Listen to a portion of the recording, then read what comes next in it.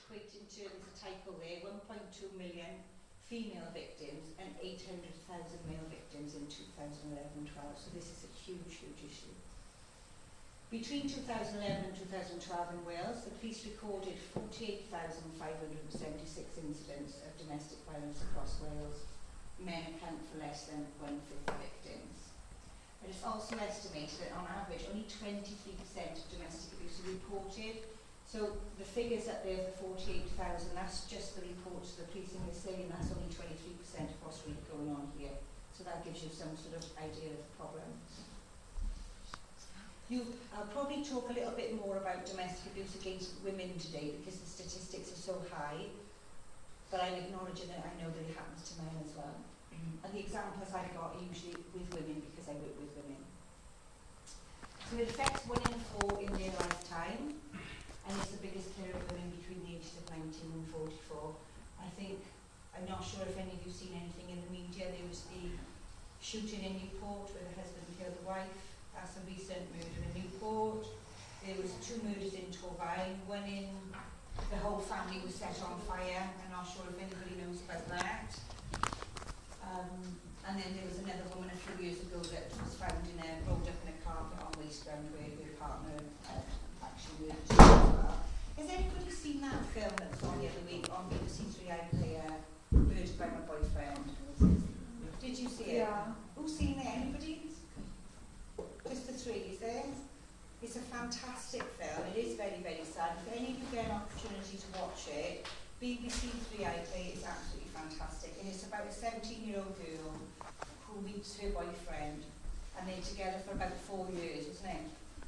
And over that period of time, it starts off a very healthy relationship and it deteriorates quite quickly until in the end he murders her. But everything I'm talking to you about today around the abuse side of things, you'll be able to pick up those tactics in that film. What I wanted to say as well is almost half of all women will experience domestic violence, sexual assault or stalking. Women experiencing domestic abuse are 15 times more likely to abuse alcohol and 9 times likely to abuse drugs. This is like sometimes a coping mechanism that can get you through your day-to-day activities.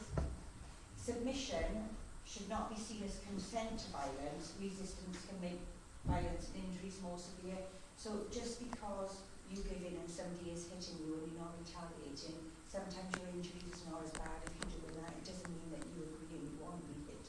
It just means that you know your injuries will not be as bad. Teenagers are difficult at best of times, but lack of experience in relationships and issues with self-confidence when you're younger, it can mean the young people feel they have nowhere to turn. Many victims as well as perpetrators come from abusive homes themselves and therefore don't realise how long these relationships are. Just about educating people to let you know what's healthy and unhealthy in a relationship so you can sort of make that stand really. Following the government's successful teenage relationship abuse campaigns, also backed up by the British Crime Survey, 16 to 19-year-olds were the group most likely to suffer abuse from a partner. So we're sort of starting you quite early here, aren't we? Has anybody seen any of the campaigns where there's like a boy and a girl in a bedroom and the boy's outside banging on a glass door? You can see what he's doing inside, which is not appropriate, and he's banging. Anybody seen that? Yeah.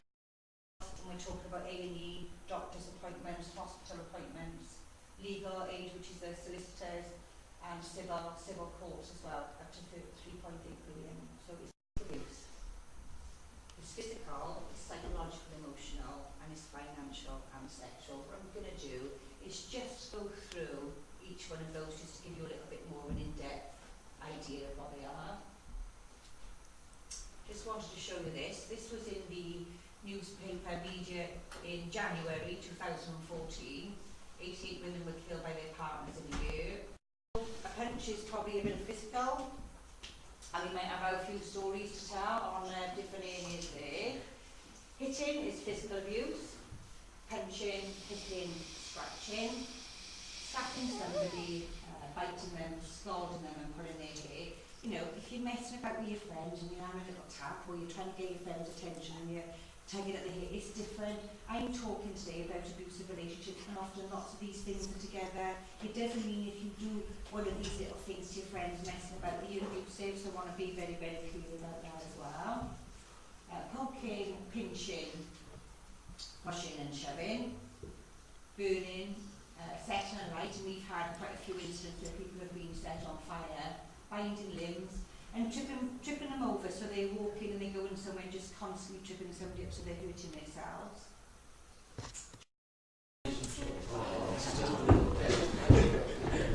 Okay, what I'll do is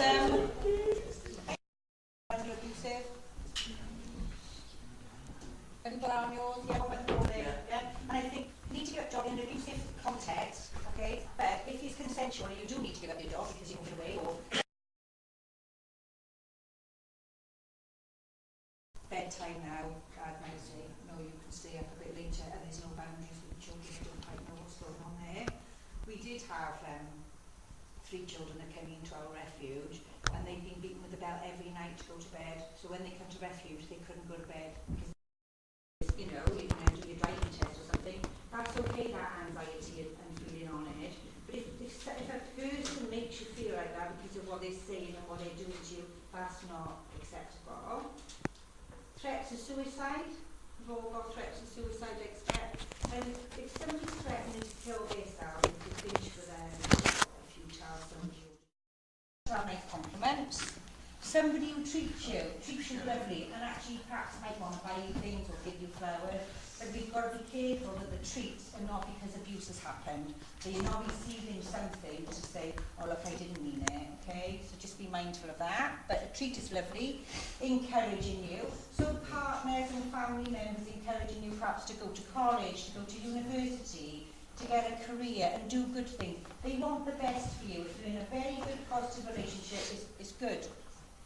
Somebody who's thoughtful, caring, we're all thoughtful, caring. Housework and childcare we've got for healthy. If the housework and the childcare is shared, or it's agreed that one person will take on more of a role than the other, and it's an agreement, that's absolutely fine as well. It's when people are expected or made to do things constantly and there's no support. Encouragement, respect your wishes, so when you say no, you mean no. It's your phone, it's your belongings, they're your clothes, they're your outfits, and it's your life. And I don't mean parents when I'm talking about them. And makes you feel confident. Has anybody got anything else for happy? You guys have got housework and childcare, haven't you? Yeah, housework and childcare again, if it's shared, absolutely. Or even if one person does more